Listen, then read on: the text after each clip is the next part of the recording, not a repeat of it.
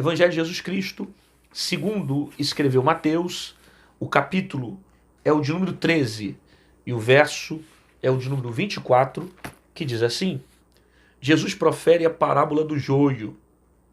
Propôs-lhe outra parábola dizendo: o reino dos céus é semelhante ao homem que semeia a boa semente no seu campo. Mas dormindo os homens, veio o seu inimigo e semeou o joio no meio do trigo. E retirou-se. E quando a erva cresceu, frutificou, apareceu também o joio. E os servos do pai de família, indo ter com ele, disseram-lhe: Senhor, não semeaste tu no teu campo boa semente? Por que então tem joio? E ele lhe disse: o inimigo é quem fez isso. E os servos lhe disseram: queres, pois, que vamos arrancá-los? Porém ele lhe disse: não, para que ao colher o joio não arranqueis também o trigo com ele. Deixai ambos crescer juntos até a ceifa. Por ocasião da ceifa, direi aos ceifeiros: colhei primeiro o joio e atai os molhos, para queimar, mas o trigo ajuntai-o no meu celeiro. Eu acabei de ler Mateus capítulo de número 13, eu li do verso 24 até o verso 24 até o 30, vai. Até o 30 mais ou menos foi o texto que eu li, que vai falar a respeito da parábola do joio e também do trigo, né? Jesus vai pronunciar essa parábola e vai fazer uma comparação aqui dessa parábola com o reino de Deus. Na verdade, todo o contexto, Jesus está falando sobre semente, semeador, parábola do grão de mostarda, a parábola do joio e do trigo, né? Só muda o livro. Quando se muda o livro, aí muda um pouco a direção, alguns capítulos, mas o contexto, Jesus para um pouquinho para falar sobre semente. E é interessante porque essa é uma das únicas parábolas que Jesus vai explicando detalhadamente o sentido delas.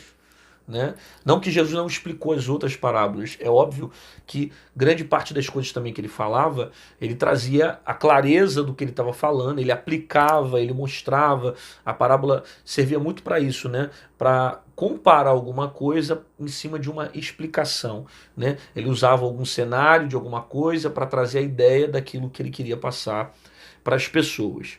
E a parábola do joio e do trigo, ele explica detalhadamente cada expressão, cada palavra, cada sentido, que se você não ler os capítulos posteriores, você pode ter uma interpretação errada.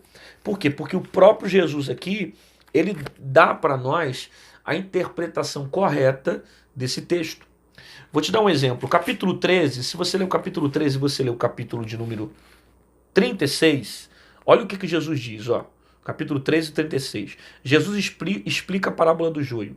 Então, tendo despedido a multidão, foi Jesus para casa, chegaram ao pé dele, seus discípulos dizendo: explica-nos a parábola do joio do campo. E ele respondendo disse: o que semeia boa semente é o filho do homem. É Jesus explicando a parábola.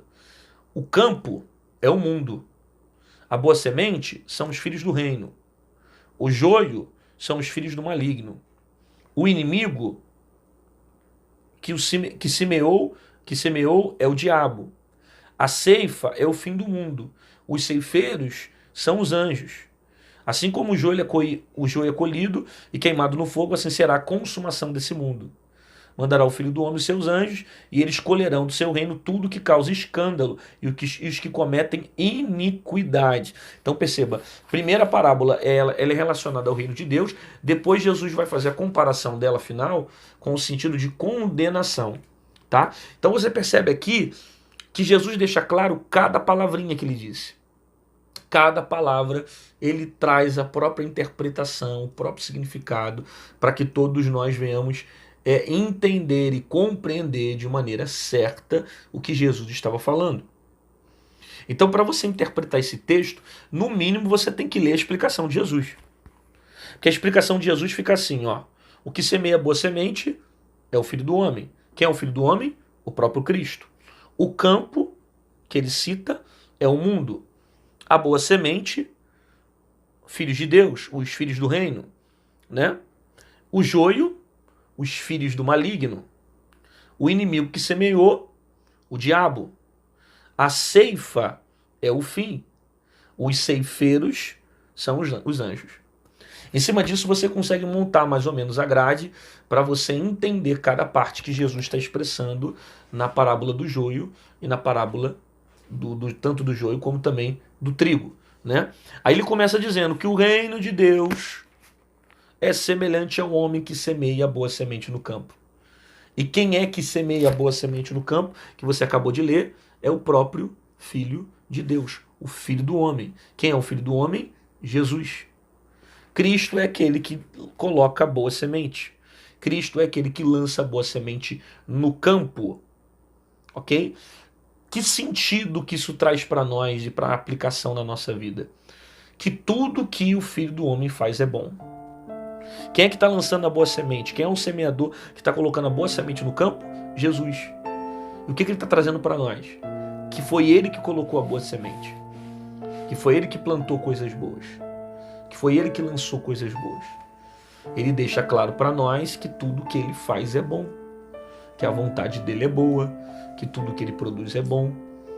Que quem colocou a semente boa no mundo foi o semeador. Quem colocou a boa semente no campo foi o semeador.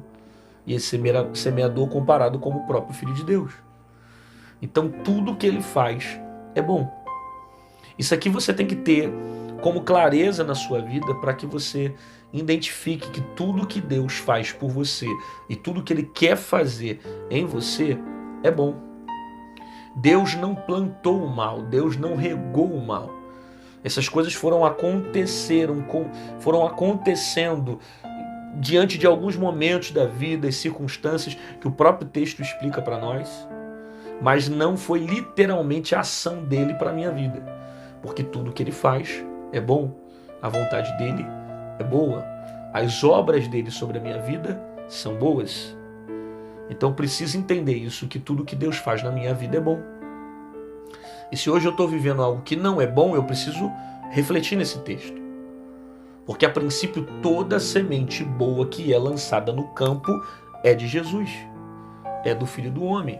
O que ele planta em mim, o que ele lança em mim, o que ele produz em mim é bom. As obras dele são boas. Tudo que ele faz é bom. As suas realizações são boas. As suas manifestações são boas. Ele lança boa semente sobre mim. Aí ele diz, o homem que saiu para semear a boa semente no campo, que é o mundo, que o próprio Jesus disse. Mas dormindo os homens, veio o seu inimigo, semeou o joio do trigo e retirou-se. Preste atenção na expressão, dormindo os homens. Um semeador que sai para semear a boa semente. E de repente, no meio aquele processo de semeadura, o texto diz que os homens dormiram. E nesse processo dos homens dormiram, o inimigo veio e plantou a semente. Jesus está citando aqui algo na parábola que era comum nessa época. Quem trabalhava nesse período com trigo, com joio, com semeadura, com plantio, quem trabalhava com isso aqui, era comum às vezes ter algum tipo de inimigo e depois de ter plantado algo, o inimigo vinha e colocava uma semente ruim, que seria o joio, né? Só que Jesus está dizendo aqui para nós que dentro da explicação da parábola do trigo e do joio, o inimigo representa o próprio diabo. Perceba só os detalhes quando Jesus fala que dormiram e após dormir veio o inimigo e semeou o joio. Se atente para isso. Por quê? Porque eles dormiram. E no processo de dormir, o inimigo entrou e plantou a semente do mal. Porque tudo que Jesus fez na sua vida é bom. E tudo que ele tem para fazer é bom. Nada que Jesus faz é com o sentido de provocar o teu mal. Ele sempre faz para o seu crescimento, sempre faz algo bom sobre a sua vida. Mas em algum momento da vida a gente faz igual esses homens. Nós dormimos. E ao dormir, o inimigo vem e semeia o joio. Existem muitas coisas que você está vendo acontecer que não é que Deus fez sobre a sua vida, não é que Deus produziu sobre a sua vida, é porque você dormiu. E nesse período de você dormir, o inimigo entrou e semeou o joio. O problema é que talvez você deixou ser levado por uma circunstância, deixou ser levado por algum momento e dormiu. Se cansou, precisou dormir. E nesse dormir, o inimigo veio de maneira sagaz, de maneira oculta, de maneira escondida, sem ninguém ver, e colocou o joio. Por causa de um momento que ele viu que você cedeu. O inimigo nunca vai vir para semear o joio quando você está atento, quando você está ligado, quando você está em cima da torre, como um atalaia, né? O inimigo vai vir semear o joio quando você dormir. Ele espera você se cansar. Ele espera você se enfraquecer. Ele espera você dormir para em seguida ele se manifestar e produzir o mal sobre você. O inimigo está esperando uma fraqueza sua, uma queda sua, um momento que você deixe ser levado por uma circunstância para que o pecado entre e te leve à destruição. Ele quer semear contenda dentro desse campo. Ele quer semear briga dentro desse campo. Ele quer semear confusão dentro desse campo. É a intenção dele produzir o mal. Só que o texto diz que o inimigo espera eles dormirem. Quando eles dormem, o inimigo vem e semeia o joio. Está vendo a importância de você ficar atento na palavra? Está vendo a importância de você buscar o Senhor? Para que você não dê a oportunidade para o inimigo entrar e lançar sementes de joio contra a tua vida. Jesus está explicando isso, que os homens dormem, o inimigo vem e semeia o joio. Quem está lançando o mal? O inimigo. Quem está produzindo o mal? O inimigo. Quem está produzindo o mal aqui desse campo, dessa colheita? O inimigo. Se tem alguém que você tem que culpar nessa história, é o diabo. Você não tem que culpar teu pai, tua mãe, teu tio, marido, esposa, sogro, sogra. Você tem que colocar a culpa no diabo. Porque quem semeou contenda é o diabo. Ah, mas foi fulano que falou, foi Deltrano. Ele só foi o boneco. Ele só foi o ventrículo. Ele só foi o instrumento.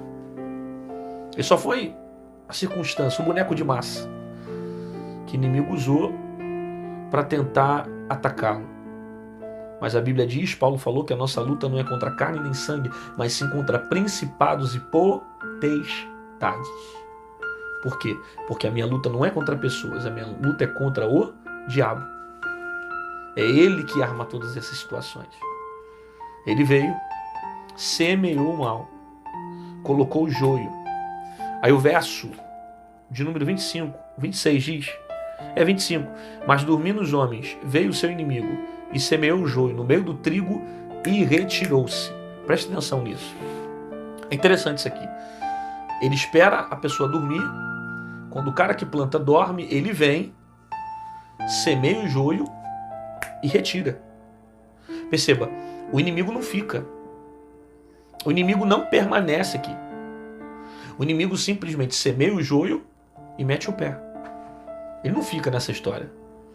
Ele só entrou naquele momento para semear o joio, para colocar o mal e se retira. Você sabe que tem pessoas que o diabo às vezes usa para tentar atacar a nossa vida, que só entra para semear a contenda. Pessoas que entram somente para semear o mal. Pessoas que aparecem somente para semear a dor e se retiram.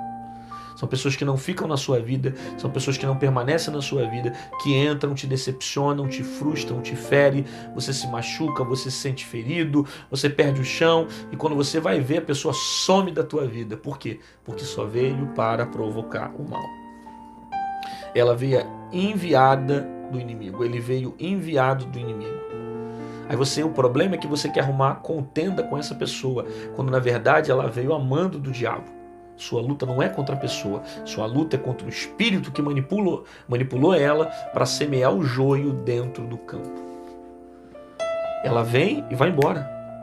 São pessoas que não ficam, são pessoas que não permanecem, são pessoas que não continuam ao nosso lado, que simplesmente só vêm para determinar o mal e depois se retiram. Não ficam perto, não caminham contigo, só semeiam o mal e metem o pé. Ele se retira Aí o texto vai dizer que quando a erva cresceu e frutificou, apareceu também o joio. Olha que interessante isso. Quando a erva cresceu, apareceu também o joio. Isso aqui é interessante porque o texto revela para nós que tanto o joio quanto o trigo aparecem. Os dois aparecem. Quem é joio e quem é trigo. Tanto o joio quanto o trigo aparecem. Os dois aparecem. Quando a erva cresce, os dois se apresentam. Porém, somente o trigo permanece. Os dois aparecem, mas somente o trigo aparece. Somente o trigo permanece. Porque se você pegar o joio e fazer assim com a sua mão, se você fizer isso, você vai ver o joio se desfazer. E dentro dele não vai ter nada. Não tem fruto nenhum. Se você pegar o trigo, você fazer assim com o trigo, você vai encontrar dentro dele aquelas sementinhas, aqueles frutos. Por quê? Porque o que diferencia o joio para o trigo é o que ele carrega dentro. A aparência do joio para o trigo são muito iguais. Você vai observar os dois e vai dizer: nossa, como é que eu vou conseguir saber separar o joio do trigo? Não dá para separar. Mas se você vê o que tem dentro de cada um deles, vai dizer quem é joio e quem é trigo. O joio não dá frutos. O trigo frutifica. Entendeu isso? O trigo permanece. O joio, ele aparece. E é interessante essa expressão aqui, porque Jesus está dizendo que quando a erva frutifica, tanto o joio quanto o trigo aparece. Aí você está vendo o joio aparecendo, você está vendo, poxa, fulano cantando, fulano pregando, fulano tocando, fulano estava na minha vida, parecia ser trigo, apareceu, mas não era trigo. Por quê? Porque não frutificou. Ele só aparece. O joio aparece, mas não frutifica. Ele não consegue permanecer, ele não consegue ter nada sólido na sua vida, ele não é constante, ele não prevalece, ele não permanece, ele não continua. A diferença de um para o outro é o que ele carrega dentro dele. Então, você vai ver que os dois aparecem, mas só o trigo permanece. E essa sempre vai ser uma das diferenças do joio para o trigo. O trigo é aquele que permanece, que frutifica. Você vai ver muita gente aparecendo, mas pouca gente permanecendo. Gente que você fala: nossa, veio, hoje já sumiu da minha vida, desapareceu, saiu, o que está acontecendo? Fulano não era assim, estava firme na igreja, estava buscando o Senhor. O que aconteceu de estranho? Talvez teve uma atitude de joio, que não cresceu com frutos, não frutificou. Ele é tão parecido com o trigo, mas ele não é trigo. Aí o texto diz: e os servos do pai de família, indo ter com ele, disseram: Senhor, não semeaste tu no teu campo boa semente? Por que então apareceu o joio? Os servos estão questionando ao Senhor: o senhor não coloca boa semente? O senhor não faz coisas boas? Por que está aparecendo o joio? Se aquilo que o senhor faz é bom, de onde veio essa coisa ruim? Se tudo que o senhor faz é bom, de onde está vindo o joio? Aí Jesus deixa claro que quem planta o joio é o inimigo. A ação do inimigo. O inimigo que entra nessa situação para plantar o mal. E ele lhe disse: o inimigo é quem fez isso. Ele afirma que aquele mal quem produziu foi o inimigo. E os servos lhe disseram: queres, pois, que vamos arrancá-lo? Ou seja, então se foi o inimigo que plantou, quer que a gente tire o joio? Aí ele vai dizer: não, porém ele disse: não, para que ao colher o joio, não arranqueis também o trigo. Deixai crescer, ambos juntos até a ceifa. Olha que interessante isso. O próprio Jesus está dizendo o seguinte: que não é para ser arrancado o joio, ele tem que crescer com o trigo. Por que o joio tem que crescer com o trigo? Porque os dois são muito parecidos. E se alguém tentar tirar o joio antes do tempo, pode acabar matando o trigo. Então, como eles são muito parecidos, deixa crescer. Porque na hora da ceifa, na hora da colheita, nós vamos ver o que deu fruto e o que não deu fruto. E aquele que não deu fruto vai ser chamado de joio porque estava vazio. E o trigo que dá fruto vai mostrar que ele realmente é o trigo. Então, deixa crescer para a ceifa. Tem horas que alguém fala assim: vamos tirar o joio, vamos tirar porque ele não presta, porque não sei o quê, porque... Aí Jesus fala: deixa crescer. Por quê? Porque somente no final haverá separação, haverá condenação, haverá o período onde nós vamos descobrir quem é joio e quem é trigo. Então, se até Jesus entende que tem o tempo do joio ser arrancado do meio do trigo, quem sou eu para ficar tentando tirar o joio do meio da igreja? Até porque eu não tenho discernimento de dizer quem é joio e quem é trigo. Tem muita gente que pode começar como joio e pode terminar como trigo. Tem gente que pode começar como trigo e terminar como joio. Eu não posso determinar alguma coisa para a vida de alguém, tendo em vista que só Deus pode condenar a vida de alguém. Então, eu preciso perceber, deixar os dois crescendo juntos, porque no tempo certo, o próprio Deus vai fazer a separação do joio e do trigo. Ambos precisam crescer juntos para a ceifa, para que assim a gente descubra quem é trigo e quem é joio. E uma das principais diferenças do trigo para o joio é que o trigo carrega os frutos. O que o trigo carrega dentro, o joio não carrega. O joio é vazio. O joio é alguém que só mantém a aparência. O joio é alguém que só mantém a estética. O joio é alguém que ainda não frutificou de dentro para fora. O joio é alguém que ainda não aprendeu a gerar frutos. Enquanto o trigo está dando fruto. A maior diferença não está naquilo que você vê por fora, mas sim naquilo que ele carrega dentro. É a essência que faz a diferença na vida de alguém. Por isso que a diferença que faz entre mim e você, entre eu e outra pessoa, é aquilo que eu carrego. É a minha essência. Porque pregar todo mundo prega, cantar todo mundo canta, muita gente está falando, mas a diferença dessas coisas é aquilo que eu carrego. A minha essência diz se eu sou trigo ou se eu sou joio. A minha essência corresponde àquilo que eu sou. Eu não sou aquilo que as pessoas veem por fora, eu sou aquilo que eu carrego por dentro. Porque tem muita gente que é tão belo como trigo, mas é joio. Canta como trigo, mas é joio.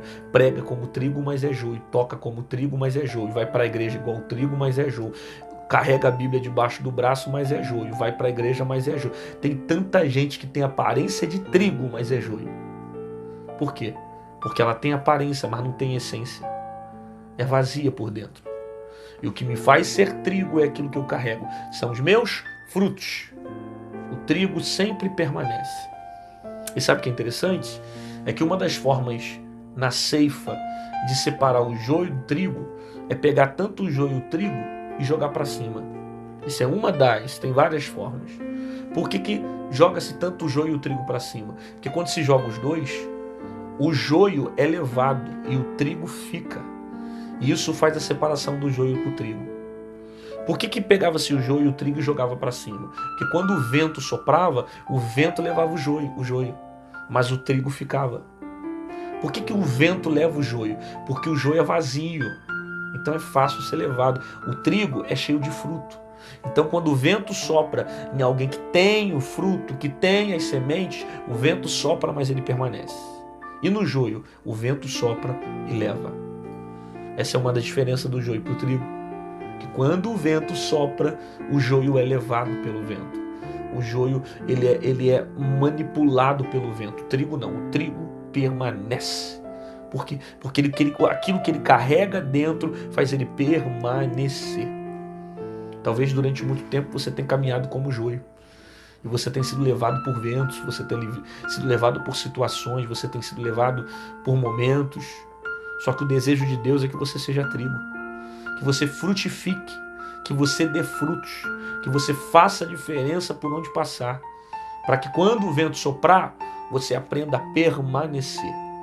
Quantas pessoas que são como o joio, que não pode passar um vento na igreja que ele pega e sai, pode passar uma luta dentro da igreja que ele pega as coisas e vai embora.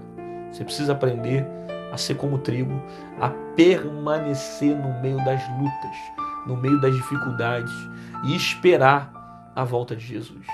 Porque Jesus está voltando para buscar a igreja. E uma das coisas que você precisa ter é perseverança, persistência. Agora, deixa Deus tratar com a igreja. Não fica julgando, porque tem muito joio aqui, porque ninguém presta, porque não deixa na mão de Deus. Aquilo que é para Deus fazer, você não pode fazer. Aquilo que é para ele realizar, você não pode fazer. Então deixa ele separar o joio, deixa ele separar o trigo, porque ele é o dono dessa obra e ele pode todas as coisas. Você recebe essa palavra? Então escreve aí nos comentários, coloca aí, eu vou ser trigo, coloca aí nos comentários, eu não sou joio, né? Reproduz aquilo que você quer, que você deseja fazer a diferença, que você deseja ser trigo, que você deseja praticar a palavra, que você deseja viver o evangelho, que você deseja fazer a diferença, que você deseja ser trigo, que você não quer ser joio, que você não quer ser condenado nem acusado como joio, e aprenda a ser trigo. E de repente, se você tem sido joio, Deus tem te dado uma oportunidade pela palavra para você aprender a agir da maneira certa, viver da maneira certa, caminhar segundo a palavra de Deus. E uma das importâncias do joio é para você, trigo, aprender a não agir como joio, a não viver como joio, a não fazer o que o joio faz, a não viver segundo as circunstâncias do joio, mas aprender a ser a diferença que é ser trigo dentro dessa colheita.